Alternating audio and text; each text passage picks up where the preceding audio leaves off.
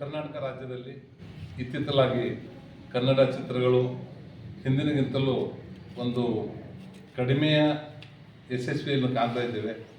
ಹಿಂದಿನ ದಿನಮಾನಗಳಲ್ಲಿ ಡಾಕ್ಟರ್ ರಾಜ್ಕುಮಾರ್ ಇರ್ಬೋದು, ವಿಷ್ಣುವರ್ಧನ್, ಶ್ರೀನಾಥ್ ಅವರು, ಅಂಬರೀಷ್ ಅವರು ಸಾಕಷ್ಟು ಜನ ಫಿಲ್ಮ್ಗಳನ್ನು ಮತ್ತು ಅದೇ ಇದರಲ್ಲಿ ಹೀರೋಯಿನ್ಗಳನ್ನು ಸಹಿತ ಅವರು ಜಯಂತಿ, ಆರತಿ, ಭಾರತಿ, ಜಯಮಾಲಾ ಈ ಥರ ಎಲ್ಲ ಹೆಸರುಗಳನ್ನು ನಾವು ಇವತ್ತಿಗೂ ನೆನಪಿಡುವಂಥದ್ದು ಸಾಧ್ಯ ಇದೆ.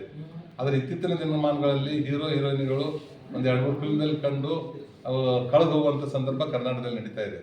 ಆದರೆ ಇವತ್ತು ನಮ್ಮವರೇ ಆಗಿರುವಂಥ ನಾಗರಾಜ್ ಅವರು, ಉತ್ತರ ಕರ್ನಾಟಕದವರು, ಒಂದು ಒಲವಿನ ಪಯಣ ಅನ್ನುವಂಥ ಒಂದು ವಿನೂತನ ಸ್ಟೋರಿ, ಒಂದು ಫಿಲ್ಮನ್ನು ಮಾಡ್ತಾ ಇರುವಂಥ ಒಂದು ಕೌಟುಂಬಿಕ ಚಿತ್ರವನ್ನು ಅವರು ತಯಾರು ಮಾಡ್ತಾ ಇದ್ದಾರೆ.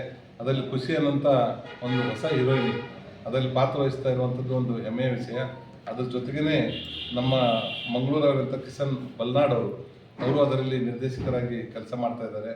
ನಾವು ಒಟ್ಟಾರೆ ಉತ್ತರ ಕರ್ನಾಟಕದ ವತಿಯಿಂದ ಮತ್ತು ವೈಯಕ್ತಿಕವಾಗಿ ಈ ಒಲವಿನ ಪ್ರಯಾಣ ಯಶಸ್ವಿಯಾಗಲಿ, ಮತ್ತೆ ಕರ್ನಾಟಕದ 7 ಕೋಟಿ ಜನ ಅವ್ರಿಗೆ ಆಶೀರ್ವಾದ ಮಾಡಲಿ, ಹಿಂದೆ ಇರುವಂಥ ಹೀರೋಯಿನ್ಗಳ ಸ್ಥಾನವನ್ನು ತುಂಬುವಂಥವ್ರು ಇವರಾಗಲಿ, ಅದಕ್ಕೆ ಎಲ್ಲ ರೀತಿಯಿಂದ ನಮ್ಮ ಪ್ರೇಕ್ಷಕರು ಮತ್ತು ಕನ್ನಡದ ಅಭಿಮಾನಿಗಳು ಈ ಫಿಲ್ಮನ್ನು ನೋಡಿ ಅವರಿಗೆ ಬೆನ್ನು ತಟ್ಟುವಂಥ ಕೆಲಸ ಆಗಲಿ.